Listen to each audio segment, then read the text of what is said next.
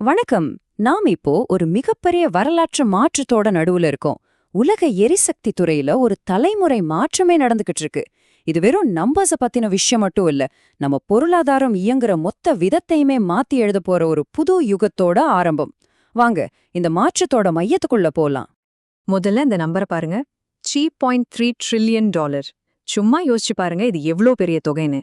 2025ஆம் வருஷத்துல உலக எரிசக்தி துறையில முதலீடு செய்யப்பட போற மொத்த தொகை இது. இதுக்கு முன்னாடி வரலாற்றிலே இவ்ளோ பெரிய தொகை முதலீடு செய்யப்பட்டதே இல்ல. இது ஏதோ ஒரு சின்ன வளர்ச்சி இல்ல, ஒரு மிகப்பெரிய திருப்புமுனை. இந்த மாற்றம் வெறும் பணத்தை பத்தினது மட்டும் இல்ல.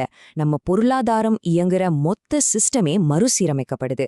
பல வருஷங்களா பெட்ரோல், டீசல், நிலக்கரின்னு புதைப்படிவே எரிபொருட்களை நம்பியிருந்த உலகத்திலிருந்து இப்போ மின்சாரத்தை மையமா வச்ச ஒரு புது அமைப்புக்கு நாம மாறிக்கிட்டு இருக்கோம். இது ஒரு பெரிய பாரடைம் ஷிஃப்ட்.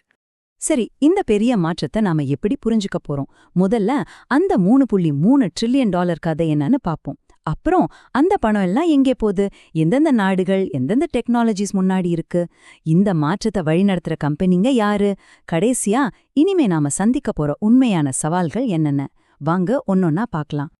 ஆமா, இந்த முதலீட்டு அளவு உண்மையிலே ஒரு மைல்கல். ஆனா இந்த நம்பரை விட சுவாரஸ்யமான விஷயம் என்னன்னா, இந்த ட்ரில்லியன் கணக்கான டாலர்கள் எங்க போகுதுங்கிறது தான். இந்த பணப்புழக்கம் ஒரு புது உலக எரிசக்தி மேப்பையே உருவாக்குது. அந்த மேப்ல யாரு மேல போறாங்க, யாரு கீழே இருக்காங்கன்னு இப்ப பார்க்கலாம். இங்கதான் அசல் கதையே இருக்கு. கிளீன் எனர்ஜிக்கு கிட்டத்தட்ட $2.3 ட்ரில்லியன், புதைப்படிவ எரிபொருளுக்கு $1.1 ட்ரில்லியன். இன்னும் சிம்பிளா சொல்லணும்னா, நீங்க புதைப்படிவ எரிபொருள்ல போடுற ஒவ்வொரு டாலருக்கும் சோலார், காத்தால, எலக்ட்ரிக் வண்டிகள்னு கிளீன் எனர்ஜில $2 முதலீடு செய்யப்படுது. இது ஏதோ தற்காலிகமே நடக்கிற விஷயம் இல்ல, இது ஒரு நிரந்தரமான கட்டமைப்பு மாற்றம்.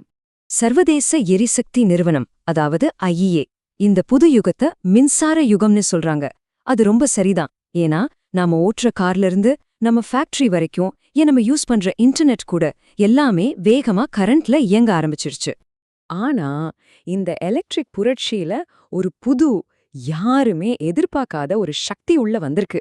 அது என்னவா இருக்கும்னு நினைக்கிறீங்க? $580 பில்லியன். நம்ப முடியுதா? இது எதுக்கு தெரியுமா? டேட்டா சென்டர்ஸ்க்கும் ஆர்டிஃபிஷியல் இன்டெலிஜென்ஸ்க்கும் தேவைப்படுற கரண்ட்டுக்காக மட்டும் வருஷத்துக்கு செலவாக போற தொகை இது. இன்னைக்கு என்ன சப்ளைக்காக பண்ற முதலீட்டை விட இது அதிகம். டிஜிட்டல் உலகம் இப்போ எரிசக்தி உலகத்தோட மிகப்பெரிய கஸ்டமரா மாறிடுச்சு. ஆனா இந்த எரிசக்தி மாற்றம் எல்லாருக்கும் சமமா நடக்கல. இந்த டேபிள பாருங்க, ஒரு அதிர்ச்சியான உண்மைய சொல்லுது. சைனா, அமெரிக்கா, யூரோப்பியன் யூனியன், இவங்க 3 பேரும் சேர்ந்தா உலக மக்கள் தொகையில 30% தான். ஆனா கிளீன் எனர்ஜி முதலீட்டுல கிட்டத்தட்ட 3/2 பங்கு இவங்களே எடுத்துக்கிறாங்க. ஆனா 20% மக்கள் தொகை கொண்ட ஆப்பிரிக்காவுக்கு கிடைக்கிறது வெறும் 2% முதலீடு தான். இந்த ஏற்றத்தாழ்வு எதிர்காலத்துக்கு ஒரு பெரிய சவால். முதலீடு நாடுகள் மத்தியில மட்டுமல்ல, டெக்னாலஜி மத்தியிலையும் சமமா பிரியல. சிலதுக்கு பணம் கொட்டுது, சிலதுக்கு கிடைக்க மாட்டேங்குது. யார் ஜெயிக்கிறாங்க, யார் பின்தங்குறாங்கன்னு பார்க்கலாம் வாங்க. இங்க 2 வேற வேற கதைகள் இருக்கு. ஒன்னு ஏற்கனவே ரேஸ்ல முன்னாடி ஓடிட்டு இருக்கிற டெக்னாலஜிஸ். இன்னொன்னு ஸ்டார்டிங் லைன்ல நின்னுக்கிட்டு இன்னும் சப்போர்ட்டுக்காக காத்துக்கிட்டு இருக்கிற, ஆனா பயங்கர பொட்டென்ஷியல் இருக்கிற டெக்னாலஜிஸ். ஜெயிக்கிறது யாரு? எலக்ட்ரிக் வண்டிகள், சோலார் பேனல்கள் மற்றும் பவர் கிரிட்ஸ். ஏன் இவங்க ஜெயிக்கிறாங்க? ஏன்னா இவ எல்லாம் மார்க்கெட்ல தன்னை நிரூபிச்ச நல்லா வளர்ந்த டெக்னாலஜிஸ். இன்வெஸ்டர்ஸ் ரிஸ்க் எடுக்க விரும்பல, அதனால பணம் இங்கதான் வருது. நாம ஏற்கனவே பார்த்த டேட்டா சென்டர் பவர் தேவையும் இந்த லிஸ்ட்ல ஒரு முக்கிய இடத்துல இருக்கு. இன்னொரு பக்கம் நம்ம எதிர்காலத்துக்கு ரொம்ப முக்கியமான சில டெக்னாலஜிஸ் பணப்பற்றாக்குறையில இருக்கு. உதாரணமா கிரீன் ஹைட்ரோஜன், சின்ன மாடுலர் நியூக்ளியர் ரியாக்டர்ஸ், அதாவது சின்ன பாதுகாப்பான அணு உலைகள், அப்புறம் நீண்ட காலத்துக்கு எனர்ஜியை சேமிச்சு வைக்கிற டெக்னாலஜிஸ். இதுக்கெல்லாம் முதலீடு வெறும் பில்லியன் கணக்குல தான் இருக்கு. ஆனா நமக்கு தேவையோ ட்ரில்லியன் கணக்குல. இந்த கேப் நம்ம கிளைமேட் டார்கெட்டை அடையறதுக்கு ஒரு பெரிய தடையா இருக்கலாம். சரி, எந்த டெக்னாலஜி ஜெயிக்குது, எது பின்தங்குதுன்னு பார்த்தோம். ஆனா இந்த பில்லியன்களை எல்லாம் நிஜமான ப்ராஜெக்டா மாத்துறது யாரு? இந்த மாற்றத்தோட ஆர்கிடெக்ட்ஸ் யாருன்னு இப்ப பார்க்கலாம். ஒரு காலத்துல புதுப்பிக்கத்தக்க எரிசக்தி துறைங்கிறது சின்ன சின்ன கம்பெனிகளால ஆனது. ஆனா அந்த காலம் மலையேறி போயிடுச்சு. இப்போ மிகப்பெரிய பல துறைகள்ல கால் பதிச்சிருக்கிற எனர்ஜி மற்றும் உள்கட்டமைப்பு கம்பெனிங்க தான் இந்த ஃபீல்ட ஆதிக்கம் செலுத்துறாங்க. ஏன்னா இப்போ செய்யற ப்ராஜெக்ட்ஸ் அவ்ளோ பெருசு, அவ்ளோ சிக்கலானது. இங்கே சில பெரிய தலைகளை பாருங்க. GE Vernova, NextEra energy. இவங்களோட மார்க்கெட் வேல்யூவே பல $100 பில்லியன். ஆனா ஒன்னு கவனிங்க, ஒவ்வொரு கம்பெனியும் ஒவ்வொரு விஷயத்துல ஸ்பெஷலிஸ்ட். சில பேர் பவர் கிரிட்ல கவனம் செலுத்துறாங்க, சிலர் உற்பத்தியில. இது ஒரு பெரிய ஈகோசிஸ்டம் மாதிரி. ஜி வெர்னோவா ஒரு சூப்பர் உதாரணம். அவங்களோட மந்திரமே மெகாவாட் மட்டும் இல்ல, வயரும் முக்கியங்கிறது தான். அதாவது கரண்ட்டை உருவாக்குறத மட்டும் பத்தாது, அதை சரியா கொண்டு போய் சேர்க்கணும். அதுக்கான டெக்னாலஜில தான் அவங்க கவனம் செலுத்துறாங்க. அவங்களோட ஆர்டர் புக் வளர்ச்சி இந்த செயல்படுத்தல் நேரத்துல கிரிட் எவ்வளோ முக்கியம்னு காட்டுது. இன்னொரு பக்கம் அதானி கிரீன் எனர்ஜி மாதிரி கம்பெனிங்க உற்பத்தியோட பிரம்மாண்டத்தை காட்டுறாங்க. குஜராத்ல அவங்க கட்டுற கவுடா ப்ராஜெக்ட் தான் உலகத்திலே மிகப்பெரிய ரினியூவபிள் எனர்ஜி பார்க்.